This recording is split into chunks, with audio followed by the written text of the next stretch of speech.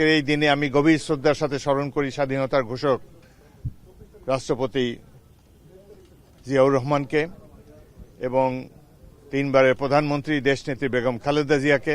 সংসদে ওয়াকআউট একটি প্রচলিত রীতি, এটি সবসময় হয়ে থাকে। আমরা যখন বিরোধী দলে ছিলাম আমরাও করেছি। তবু আমি বলবো তারা মোটামুটি শৃঙ্খলাবদ্ধ ছিল। তবে সংসদে স্লোগান দেওয়া ঠিক না, এটি সংসদের রেওয়াজের বাইরে। তবু প্রথম দিন অধিকাংশ সংসদ সদস্য প্রথমবারের মতো নির্বাচিত হয়ে এসেছেন। সংসদীয় রীতি নেওয়াজ আত্মস্থ করতে হয়তো কিছুটা সময় লাগতে পারে। আমরা নিরপেক্ষ থাকব এবং ক্রিকেট খেলায় আম্পায়ারের যে ভূমিকা থাকে আমাদের সেই ভূমিকা থাকবে।